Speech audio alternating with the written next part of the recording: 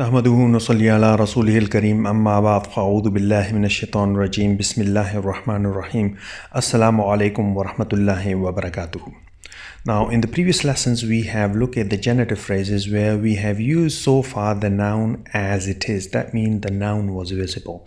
Now in this lesson we would be looking at the phrases where we can use the noun in the form of a pronoun.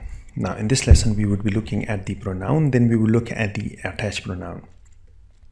Now, if you look at this phrase, which is House of Hamid, you can see that House of Hamid is a genitive phrase where Hamid is used as a noun. So when we make this genitive phrase into Arabic, we will have then Baytun for house, and you make it light, which will be Baytu. And for Hamid, we use Hamidun, and you have to take it to the jar, and then that would be then Hamidan. Now, when you make this construction, then that would be Baytu Hamidan. Now, this is a genitive phrase where it says that Baytu Hamidin. In this case, Hamidin is, you can see it as visible, and that's the Ismi Zahir. That's what it's called as in Arabic is Ismi Zahir. Now, if instead of Hamidin, we wanted to use a noun which is then referred back to Hamid, and that noun would be then pronoun. So it is used for Hamid, so that's why it is a pronoun. A pronoun is a noun, so that will then have all the four aspects that we have discussed in the previous lessons. So in that case, if you wanted to say that House of Hamid, then House of Hamid, when used with the pronoun, it will be house of him or it will be his house. Now you can see that this him is an Ismi Damir or pronoun, and his is also used as Ismi Damir. But in him is used as an objective, while here it is used as possessive. Now in a possessive case, it will show an ownership like my house, her house, and etc. Now when a pronoun is used in English as an objective or a possessive, they will be different. Like you can see here is him and his, while in Arabic they will be used as the same. Let's explore those pronouns first, and then we'll be using them in the genitive phrases. I got here a scene where you can see a man and a woman. So this man, when it's talk about himself, or this woman, when it's talk about herself, they would be using a pronoun, and that pronoun which is used as I. Pronoun that a person uses for himself or for herself are called as the first person pronoun. Now in Arabic, when you want to use a pronoun I, it will be ana, and that's for the masculine, and the feminine is also ana. And now if there are two men and they are talking about their self, then they would use we English, while in Arabic that would be nahnu. So it's nahnu in Arabic, and similarly would be true for the feminine as well. If they want to talk about their self and there are two women, then they would be saying is nahnu.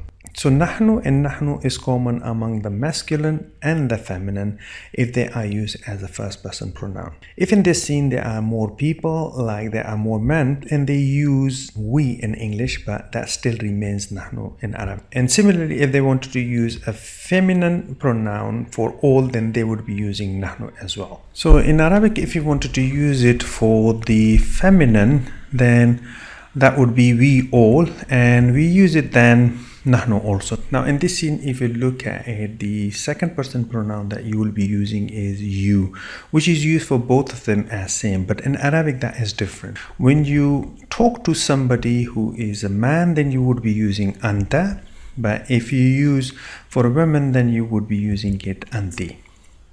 So that is anta for a man, anti for a woman, and that is the case of the singular one. Now in case that you have a two men, then you will be using a pronoun as antuma, and similarly is true, then you will be also using antuma. So that now antuma is common for two men or for two women.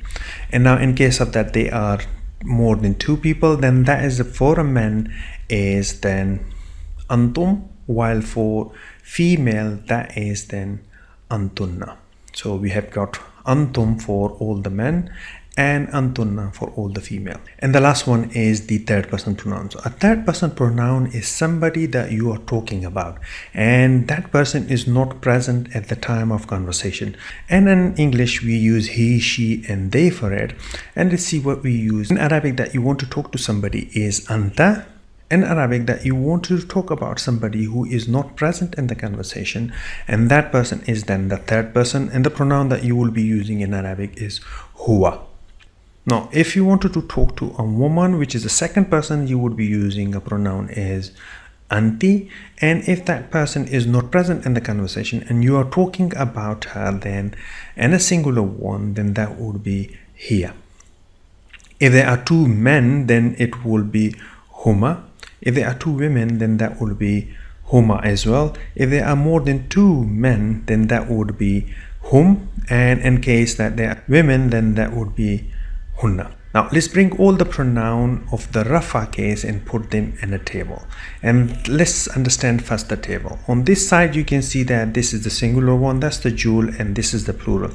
On this side you can see this is the third person pronoun, so we will be writing all the third person pronoun of masculine and feminine in these cells, and second person pronoun so is that for the masculine and feminine in these cell, and the first person pronoun in these cell. So for the third person, which is ghaib in Arabic, which is absent, we use huwa, and then huma for jewel case, and for plural we use hum. And similarly for feminine third person we use hiya, huma, and hunna. And for the second person we use anta, antuma, antum. And for the feminine we use anti, antuma, antunna. For the first person we use ana, and lastly for the first person jewel and the plural we use nahnu. Now these are all the pronouns in rafa case, where hum and hun is used as a plural for the third person, while for the second person we can use the plural as antum, antunna. You can see these pronouns are all used as standalone. That means they can be used as a subject or somewhere else on its own, and that's why they are called as detached pronouns, or you can call them ad-damirul munfasil. Since they are detached pronouns, that means there are some kind of attached pronoun as well. So we started with the phrase where we say the house of Hamid, and then we say that house of him or his house. And that's what I said, that if the pronouns are used as object or it is used as in a possessive case, then we use the same kind of a pronoun in Arabic, and those pronoun would be then attached pronoun. Let's look at that. When they are used in nasab and jar, then they would be the same pronoun, and that would be the attached pronoun. So let's look at them, how the huwa or the third person would look like as an attached. It will be hu. So this space is left blank, and within that we will be putting something on when we make the construction. And in musanna it will be huma, and jama it will be hum. Is feminine case is ha, is feminine dual case is huma, is feminine plural case is hunna. So that is for the third person. For the second person we will be using dash ka, dash kuma, and kum. And for the female we will be using ki, kuma, kunna. And lastly for the first person we will be using that ya, and then na. So these are attached pronoun. That means it is ad-damirul muttasil.